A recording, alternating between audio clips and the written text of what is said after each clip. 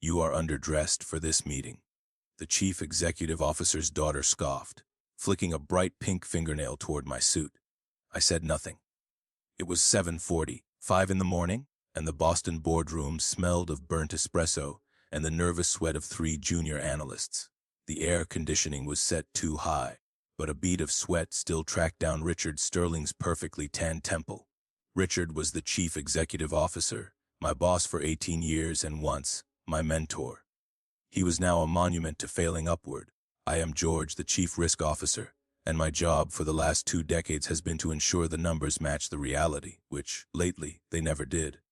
My suit, a charcoal Armani, was impeccably tailored and utterly ignored the dictates of vibrancy, favored by Ava Sterling, the 27-year-old vice president of strategic partnerships. Ava's attire, a neon pink jumpsuit, looked like a dare. The silence stretched between us, thick and uncomfortable for everyone present except me. I let it hang there, a small, quiet assertion of my authority in a room where I had none left. "Did you hear me, George?" Ava asked, not looking up from her phone. She was likely reviewing the engagement metrics of her latest hustle grind set post. "Mr. Gray is expecting a certain level of vibrancy." "You look like a funeral director." Richard chuckled nervously from the head of the long mahogany table. He had poured himself a coffee but seemed unable to take a sip. He knew the stakes. Daniel Gray, head of the Sovereign Vanguard Fund, was minutes away from deciding whether to entrust us with $3.5 billion of pension fund money. I finally spoke, dropping my voice an octave. It was a trick I learned from a litigator during the 2008 financial crisis. Never squeak, never shout, just lower the frequency until they have to lean in. "My suit is fine, Ava. Mr. Gray is not coming here for a fashion show. He is coming to decide on the future of $3.5 billion. He cares about EBITDA, not my inseam." Ava rolled her eyes, a gesture so dramatic it probably burned 1/10 of a calorie. "God, you are so literal. This is about energy, George. It's about the vibe. Daddy said I'm leading the pitch today because we need fresh energy. You're here for, technical backup if we need to explain the boring stuff." I looked at her, truly looked at the desperate need for validation masked by pure arrogance. I saw the terrifyingly unqualified little girl playing dress-up in a boardroom she could not command. Richard, meanwhile, beamed from the sidelines, oblivious to the fact that he was about to feed his own company into a wood chipper to protect his paternal pride. "Ladies' big day," Richard boomed, his tan screaming. "I spend company time on a golf course in Florida. Iva, you look spectacular. George, you're here." "Good. You bring the binders?" "I brought the data, Richard," I said, patting the stack of leather, bound to Sears in front of me. "The actual numbers, the risk assessments, the compliance history." "Great, great." He waved me off, dismissing 18 years of my life. "Just keep those under the table for now. We don't want to bore Daniel Gray to death before Ava works her magic. We're selling the future today, not the past." The past he referred to was the 18 months I had spent reconstructing our balance sheet after he tried to acquire a crypto startup that turned out to be 2 guys in a basement in Estonia. The past was the only reason this company was not currently being liquidated by the federal government. He wanted the past kept under the table, which meant he wanted me to hide the truth. "Richard," I said, my voice dangerously level, "Daniel Gray runs the Sovereign Vanguard Fund. He eats vision for breakfast and spits out bankruptcy filings.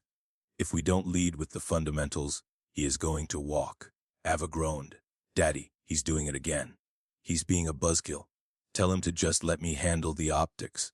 Richard gave me that paternalistic, condescending look that always made me want to commit professional arson. "George, please. Ava has an instinct for this generation of investors. Just support her, okay? Be a team player." Team player. The corporate equivalent of shut up and take the hit. I tightened my grip on my pen until my knuckles turned white. I looked at Ava's sneer. I looked at Richard's weak smile. It was at this moment, staring at the face of incompetence that now commanded my life's work, that I felt something snap. It was not a loud noise, but a quiet, structural failure deep in my chest. I was done. I would not save them. I would not be their backup. I would sit here in my boring charcoal suit and watch the house burn. "Understood," I said. pulling my risk assessment binder closer and setting it squarely back on the table. I did not move it under the table. I would not interrupt. I would let them have their show. I took a sip of water, a grim toast to the carnage that was coming. I had just set my risk binder down on the table, having made the quiet decision to let the Sterlings fail on their own terms. Daniel Gray walked in. Daniel Gray walked in. He did not operate on approximate time, he operated on absolute time. He was not a large man, perhaps 5'9", but he carried himself with the lethal economy of a predator. He wore a navy suit that looked like a second skin, perfectly tailored, and his eyes were the color of dirty ice. He did not smile, and he did not apologize for the Boston traffic. He simply walked to the head of the table, placed a single slim notebook down, and scanned the room. His eyes slid over Richard and the three trembling junior analysts in the corner. Then, they landed on me. For a beat, he held my gaze. It was not a flirtatious look, nor was it aggressive. It was the recognition of species. He saw the tired eyes, the rigid posture, the lack of smiling. He saw the chief risk officer in the charcoal suit, the one who looked like he knew where the bodies were buried. In that shared, silent moment, he registered me as the only other professional in the room. The brief acknowledgement was terrifying, yet somehow validating. Ava was already leaping out of her chair. "Mr. Gray," she practically squealed, extending her hand. Her bracelets jangled like a bag of silverware falling downstairs. "I'm Ava. So hyped to finally connect. Big fan of your portfolio's diversity matrix." Gray looked at her neon pink hand for a full second before taking it. It was a limp, perfunctory shake. "Miss Sterling," he said. His voice was dry, like dead leaves scraping across concrete. "Your father speaks highly of you." "Oh, Daddy's biased." Ava laughed, tossing her hair. Richard beamed from the sidelines, looking like a proud parent at a toddler's recital. "But seriously, we are ready to blow your mind today. We're thinking outside the box. Inside the sphere, paradigm shifts. Inside the sphere. What the hell did that even mean?" I took a silent sip of water to hide the grimace. The jargon was meaningless, a symptom of the cancer that had eaten away at our corporate competence. Richard, however, saw only brilliance. "Ava has prepared a presentation that really captures our forward momentum, Daniel. I think you'll find it refreshing," Richard chirped. Gray ignored Richard. He sat down, opened his notebook, and uncapped a fountain pen. "I have 90 minutes, he stated. The time constraint was less a schedule note and more an execution clock. "My analysts have reviewed your 10K. I have specific questions regarding your debt-to-equity ratio in the emerging market sector and the liquidity of your Class B shares."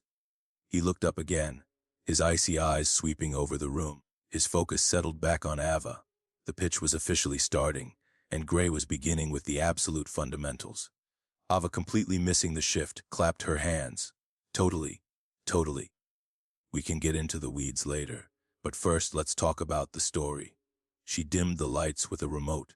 The massive screen at the end of the room lit up with a slide that just said, "Synergy," in a font that looked like graffiti. "The market is a conversation," Ava began, pacing the room with excessive hand-chopping. "And right now, our company is shouting. But are we listening? We're pivoting to a consumer-first, eco-conscious, digital native narrative." I watched Gray. He hadn't written a single word. He was staring at the synergy slide with an expression that sat somewhere between boredom and mild nausea. He looked less like an investor and more like an intellectual assassin waiting for his target to finish monologuing. "We're launching an influencer campaign," Ava continued, clicking to the next slide, which showed a college of TikTok stars holding our inferior products. "We call it Project Vibe. We estimate a 400% increase in brand sentimentality within Q3. This was the core conflict. Ava was selling a shallow narrative. Gray was seeking a solvent balance sheet. The confrontation was inevitable, and it was quickly approaching. My hands rested on my risk binder, my heart beginning to hammer not with fear, but with the cold anticipation of truth finally breaking through the facade. Ava was talking about a 400% increase in brand sentimentality. And Daniel Gray had not moved a muscle. He was staring at the slide showing the college of smiling teenagers, completely unimpressed. "Sentimentality isn't a metric," Gray said. He did not raise his voice, He simply dropped the sentence into the air like a stone. Ava froze. Her smile faltered, replaced by a momentary panic. Well, I mean brand love, engagement. It translates to sales eventually. She was scrambling, her expensive education failing her at the exact moment she needed objective reality. Eventually. Gray repeated the word, tasting it, finding it lacking. He looked at Richard. You're asking for $3.5 billion of capital, and your opening pitch is their brand love. Richard chuckled nervously, trying to sound sophisticated. Daniel, it's about capturing the demographic. The youth market. The youth market doesn't have pensions. Gray cut him off, turning back to Ava. He was bored with the chief executive officer's weak defense. What is your customer acquisition cost for this Project Vibe versus your traditional channels? Ava opened her mouth, but nothing came out. Her eyes darted around the room, landing finally on the screen as if the answer might magically appear beneath the face of a 20-year-old influencer. Well, the data is, it's fluid. Because it's organic growth, right? She was drowning in her own buzzwords. The moment had arrived. I had sworn not to intervene, not to save them. But watching the firm's credibility vaporize right in front of me, after sacrificing 2 decades to build it, was excruciating. It was a failure of professional integrity to let this lie stand. It's not fluid, I said. The room went silent. Ava whipped her head around to glare at me, her face a mask of fury.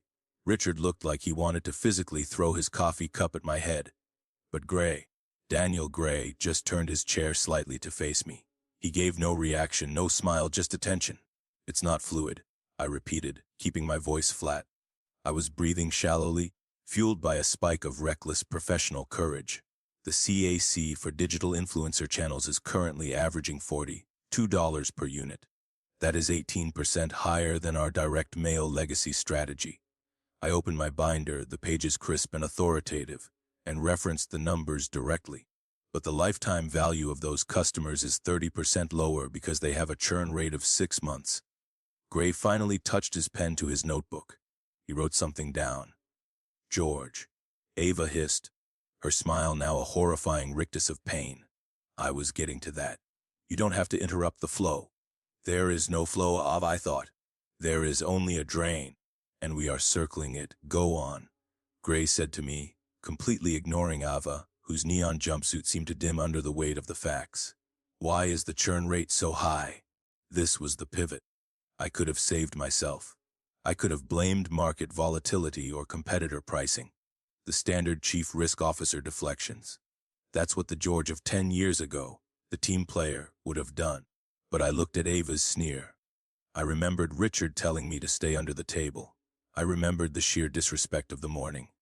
My decision was made, not to save the company, but to reclaim my dignity. The churn rate is high, I said, locking eyes with Gray, because the product quality in the new vertical was compromised to pay for the marketing budget.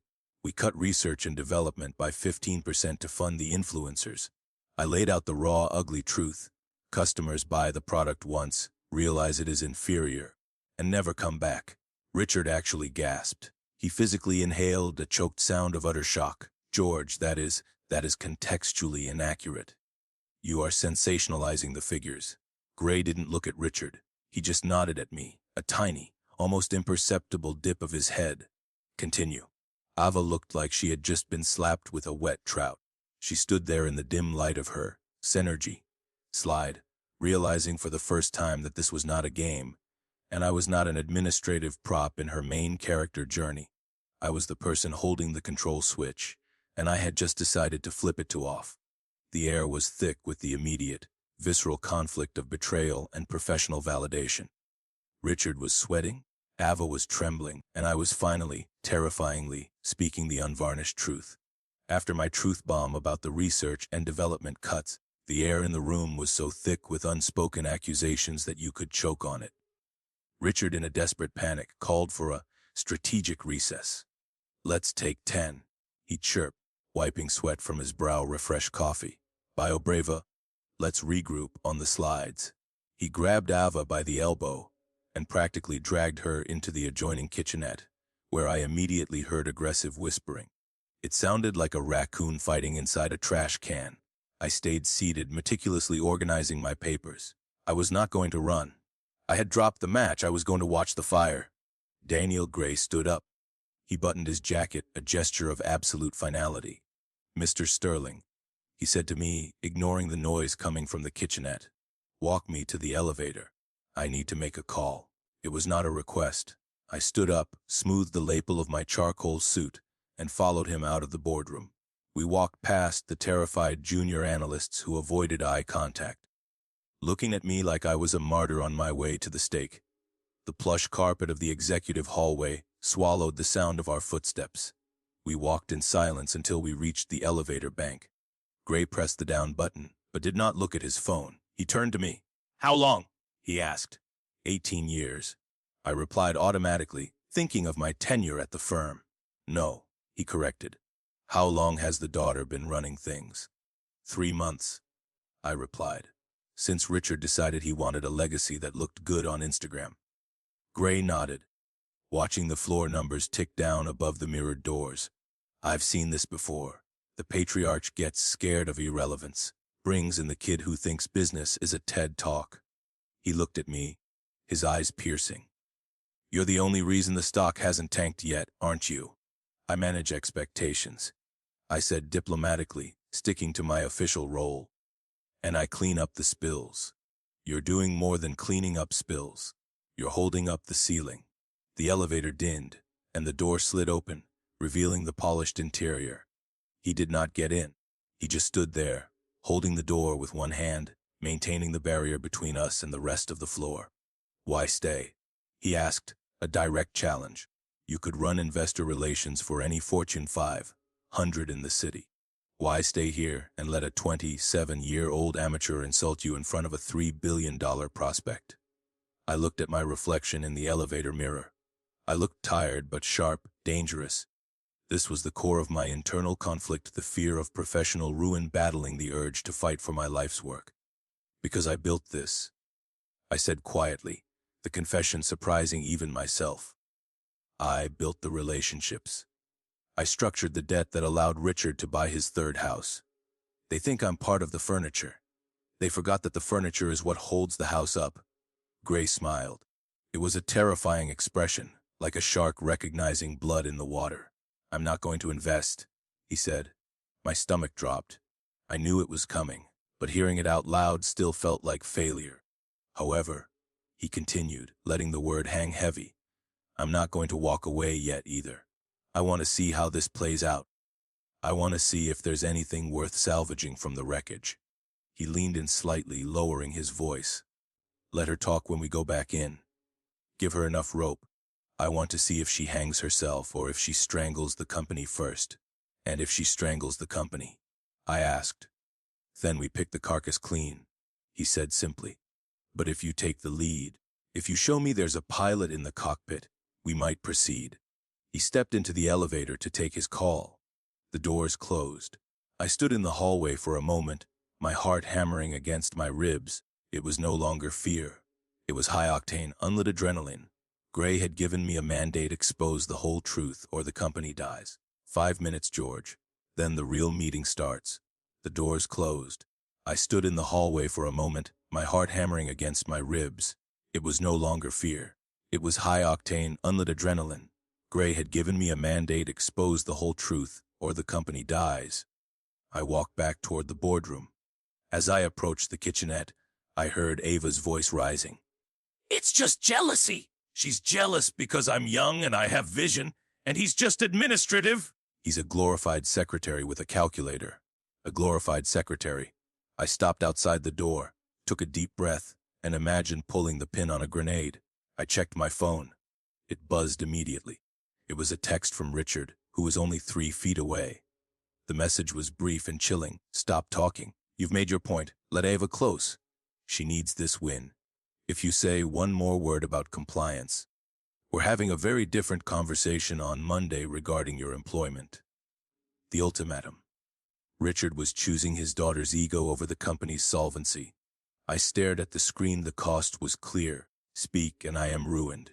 Stay silent and I watch the world burn. A fate I helped delay for 2 decades. I chose the fire. I put the phone face down in my pocket. I walked back into the boardroom after reading Richard's final warning, pushing the door open without ceremony. Ava spun around, her face blotchy from crying, but her arrogant posture instantly reasserted itself. "Just sit down and shut up, George," she hissed. "I'm handling this. By all means," I said, taking my seat and opening my binder to the section marked Regulatory Risks.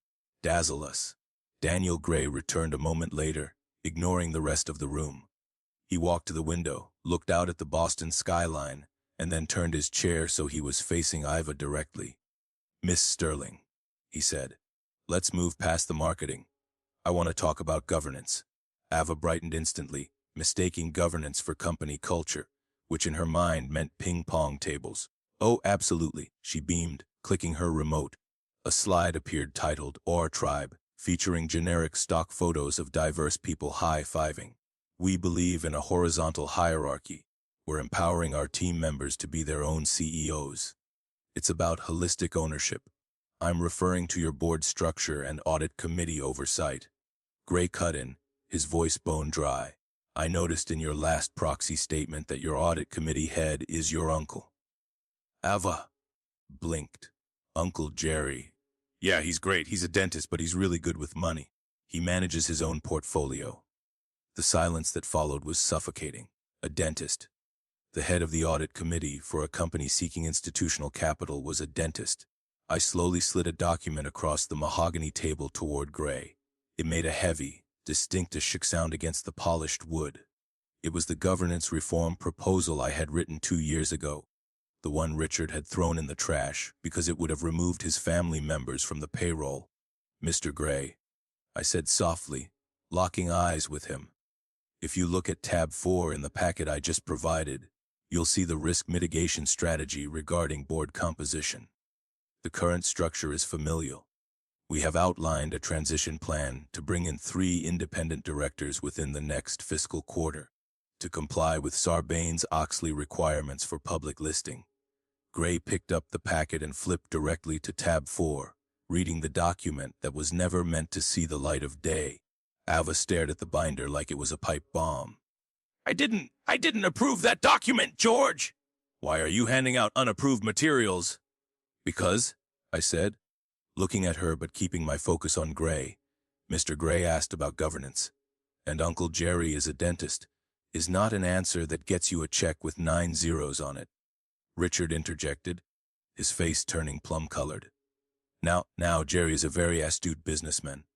And George, we haven't agreed to any independent directors."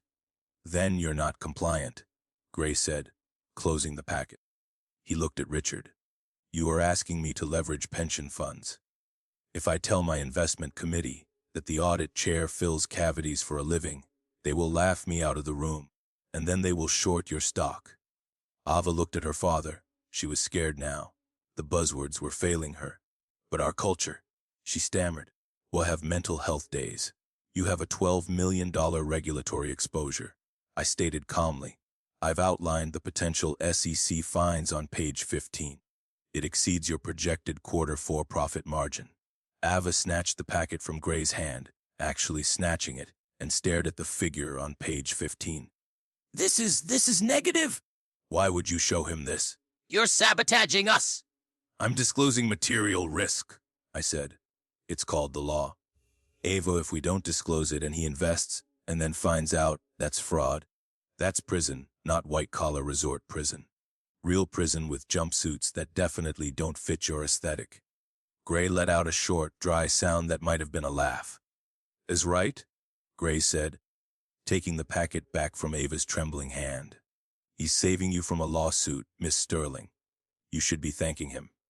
Ava's humiliation was absolute.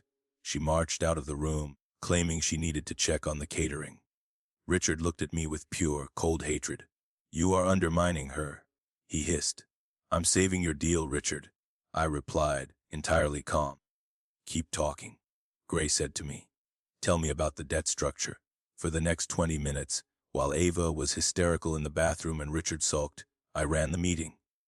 But then Ava returned, carrying a tray of artisanal sandwiches nobody asked for, her makeup freshly applied.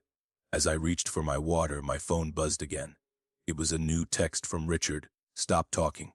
You've made your point. Let Ava close. She needs this win.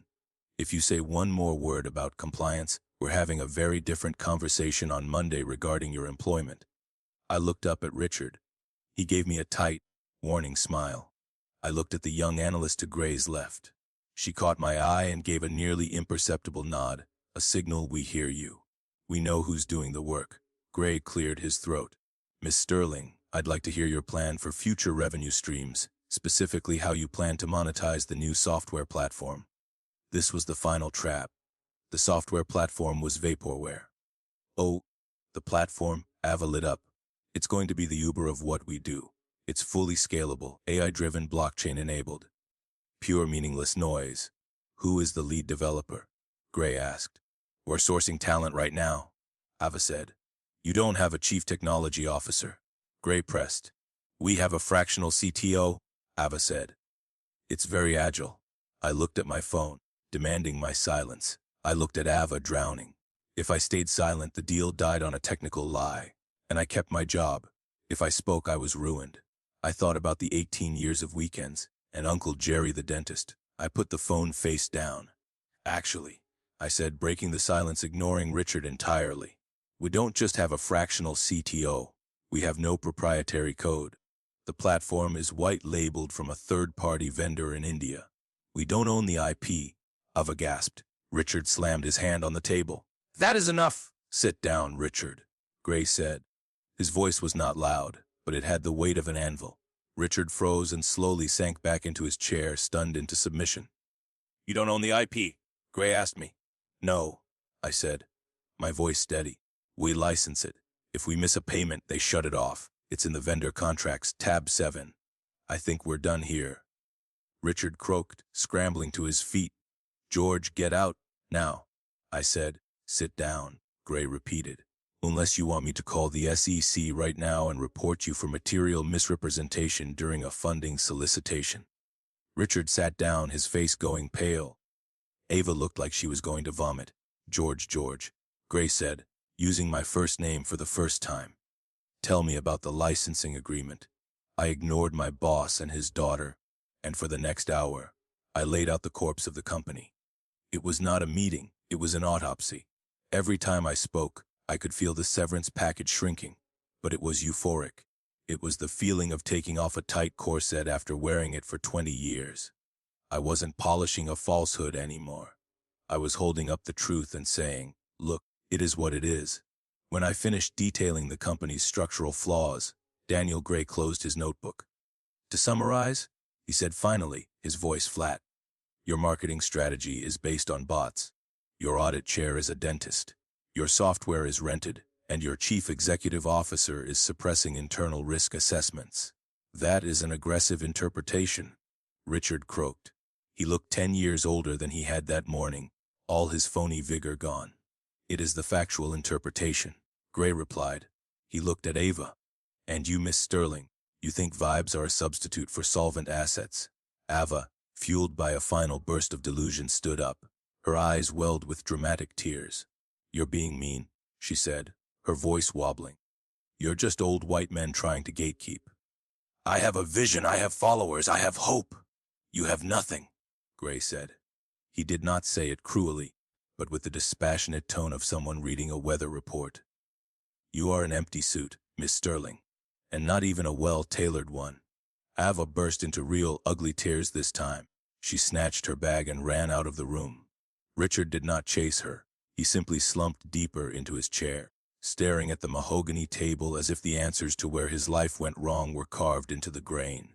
Gray stood up. His 2 analysts stood up with him. Thank you for your time, he said to Richard. Richard looked up, a sliver of desperate hope flickering in his eyes. So, is there a no, or?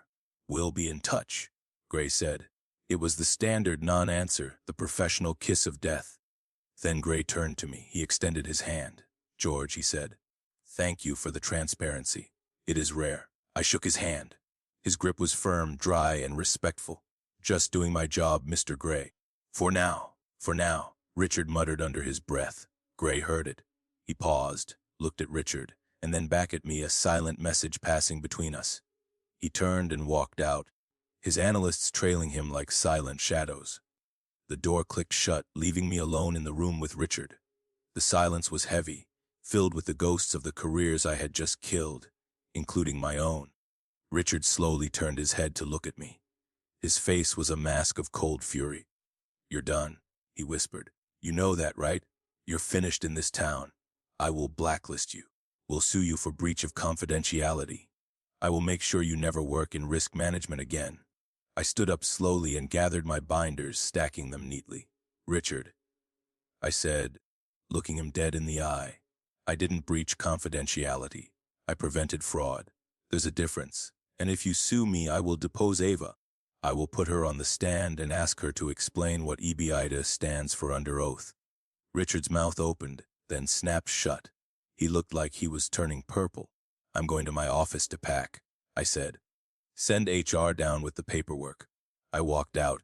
My legs were shaking, but my head was high. I had nuked my career, but I had saved my dignity. My office was a corner suite with a view of the harbor, a view I had earned crisis by crisis. Now it looked alien. I pulled a cardboard box from the supply closet, the universal symbol of corporate death. The initial euphoria had worn off, replaced by a crushing wave of nausea and fear. I was 45 years old.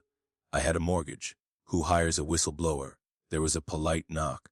Linda from Human Resources, a woman I used to get margaritas with, entered. She wouldn't meet my eyes. She was holding a manila envelope. "George," she said, her voice tight. "Richard asked me to bring this. The termination notice." I asked, dropping a stapler into the box. "Administrative leave pending investigation?" She corrected. "It's a formality before the firing. He wants you escorted out. Security is on the way." 2 new contracted security guards appeared behind Linda. They looked at me like I was a genuine threat. I handed over my badge and my laptop. I felt naked without them, my professional identity stripped away in seconds. I picked up my box and endured the walk of shame, past cubicles where junior analysts pretended not to see me. They escorted me down to the lobby, through the glass doors, and onto the sidewalk. It was raining. Of course it was raining. A cliché for my moment of professional ruin. I stood there on the wet pavement, water ruining my expensive suit, thinking about how I was going to explain this to my mother. My phone buzzed in my pocket. I almost ignored it. It was a number I didn't recognize, a 212 area code. New York. I balanced the box on my knee and answered. "This is George." "George, it's Daniel Gray." I nearly dropped the phone. "Mr. Gray, where are you?" "I'm on the sidewalk," I said, looking down at the pavement. "I've just been escorted out of the building." "Good," he said. "That saves me the trouble of getting you a visitor pass." I didn't leave. I'm still in the lobby. "Turn around." I turned, looking through the rain-streaked glass of the building's massive lobby. There he was, Daniel Gray, standing by the security desk, holding his phone to his ear, looking directly at me. I stared at Daniel Gray through the rain-streaked glass, the man who had just judged and dismissed my company, yet was somehow still here. "Come back inside, George," he said over the phone. "I can't," I replied, my voice thin. "They took my badge. I'm fee persona non grata." "Not anymore," he said. "I just bought the debt." I gripped the phone tighter, water running off my hair. "I don't understand. Your company has a bridge loan that was expiring next week." A messy little detail Richard forgot to mention, but my analysts found it. "I just bought the note from the bank. Technically, as of 5 minutes ago, I am the primary creditor of this organization, which means I own the furniture, I own the lights, and I own Richard." My mind raced, struggling to reconcile the word fired with the words primary creditor. Gray had not just walked away, he had taken control. He had orchestrated the entire humiliation and firing, knowing this move was imminent. "Come back inside," he repeated, his voice commanding. "We have a meeting to finish, and you're underdressed for the rain." I dropped the box of shame on the wet pavement. I walked back toward the revolving doors. The 2 security guards who had just thrown me out stepped forward to stop me. Gray raised one finger, still standing inside the lobby. "He's with me," Gray stated, his voice carrying easily through the glass. The guard stopped, looked at Gray's suit, looked at the way he stood, and backed down instantly. Money talks, but big money commands. I walked through the revolving doors, leaving the cardboard box containing my golden retriever's photo and my career award sitting on the security desk. "Leave the box," Gray said. "You won't need it." We got into the executive elevator. The ride-up was silent, but it was a comfortable, purposeful silence. "Why?" I finally asked. "Why the whole show? Why buy the debt now?" "Because I like companies with good bones," Gray said. "This place has good bones. It just has a termite infestation in the C-suite. You're the exterminator." He paused. "I knew Richard would fire you the second you exposed the IP issue. I needed him to fire you. It gives us leverage. Richard is predictable. He chooses ego over fiduciary duty every time." The elevator doors opened. We walked back toward the hallway, passing the cubicles we had just left. The junior analysts gasped when they saw me. Linda from Human Resources dropped a folder. We walked straight into Richard's spacious corner office. Richard was on the phone, yelling at someone, probably his lawyer. Ava was sitting on his sofa, dabbing her tear-streaked eyes with a cold can of Diet Coke. Richard dropped the phone. "What the hell is he doing here?" he roared. "Security! I said security! Security works for me now, Richard," Daniel Gray said, walking over and casually sitting on the edge of Richard's massive mahogany desk. He picked up the decorative Newton's cradle and started clicking it. Clack, clack, clack. "What are you talking about?" Richard demanded, his voice trembling. "The bridge loan," Gray said softly. "The $20 million you owe City National.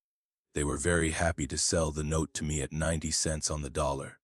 They were worried about your solvency, with good reason." Richard went pale, grasping the reality of the situation in real time. You can't do that." "I did," Gray said. "And since you are in default on the covenants, specifically the one about maintaining a qualified audit committee, Uncle Jerry, the dentist, I am calling the loan immediately." Richard sank into his chair. "I don't have $20 million liquid." "I know," Gray said. "But you have equity. So here's the deal. Convert the debt to equity. I become the majority shareholder. You step down as chief executive officer. You become, let's say, chairman emeritus. You can play golf.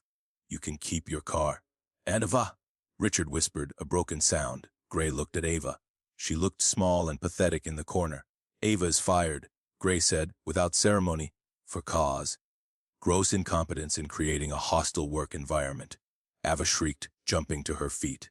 "You can't fire me! My dad owns the company!" "Not anymore," Gray replied. He stood up from the desk and turned to me. "The board meets on Monday to appoint a new interim chief executive officer." Gray looked at Richard, then back at me. "I'm nominating George." The room went dead silent. Richard stared at me. Ava stared at me, her mouth hanging open in shock. "Him," Ava spat, the final act of disbelief and rage. "He's a nobody! He wears suits from the outlet mall." I took a step forward. I walked right up to Ava, who instinctively backed away until her back hit the wall. I looked down at her, maintaining eye contact. I was calm, steady, and terrifyingly quiet. "It's not an outlet mall, Ava," I said. "It's vintage. And unlike you, it has value that increases over time." I turned my back on her and addressed Richard, who was still slumped in his chair. "I'll need access to the executive files immediately, Richard. And I'm going to need you to vacate this office by 5 o'clock this evening." Richard looked desperately at Gray, who just nodded once. Defeated, Richard stood up. He looked old and broken. "Come on." "Ava," he muttered. "But Daddy, come on!" he snapped. They walked out, the nepotism baby and the dinosaur extinct. I watched them go, realizing that the euphoric feeling of professional vindication was only just beginning. On Monday morning, exactly at 8 o'clock, I walked back into the corner office. Richard had vacated the space by 5 p.m. on Friday, as ordered. The heavy scent of his expensive cologne was gone, replaced by the smell of lemon polish and fresh air. The massive desk was cleared, the golf trophies and bronze plaques gone. I sat down in the leather chair. It was comfortable, it fit. The weight of the decision I had made, the risk of financial ruin, had been entirely lifted. The euphoria had settled into a quiet, profound empowerment. The battle was over and competence had won. My email inbox was already full. Daniel Gray had made the board announcement late Sunday night. George, Chief Risk Officer, was the new interim Chief Executive Officer, effective immediately. reporting only to the primary creditor. I opened the top drawer of the desk. There was a single cream-colored envelope inside. It was handwritten. I recognized the precise, economical script immediately. I opened it. It was a note from Daniel Gray. George, competence is the only currency that matters. You're rich. P.S. Burn the synergy slides. All of them. D. Gray. I laughed. I actually laughed out loud, a genuine, booming sound that felt foreign and wonderful in the vast silence of the office. Ava was probably on TikTok right now, spinning a narrative about how she was bullied out of her position by the patriarchy. Richard was probably drinking scotch at 9 a.m., but I was here, in the chair. Linda from Human Resources came in, looking slightly sheepish but carrying herself differently. Good morning, Mr. Sterling. George, what should I call you? George is fine, Linda, but let's get those independent directors vetted immediately. I want resumes on my desk by noon. And check the firewall logs for any large data transfers initiated by Richard on Friday. Yes, sir, she said. She smiled, a real smile, not the stressed grimace she had worn before. She knew the ship was not sinking anymore. I swiveled the chair around to look at the view. The harbor was sparkling. The rain had cleared, leaving the city clean. I picked up the phone. Get me the research and development department, I said to the assistant. I want to talk about refunding the product line. Order some lunch, too, but no artisanal sandwiches. Just good, solid food. I hung up and pulled a file toward me. The numbers were still ugly. The road ahead was going to be brutal. We had debt to clear, trust to rebuild, and a market to convince. But for the first time in 18 years, I wasn't fixing someone else's mess or apologizing for their vanity. I was building my own house. I took a sip of my coffee. It tasted like victory. And you know what? My vintage charcoal suit looked damn good.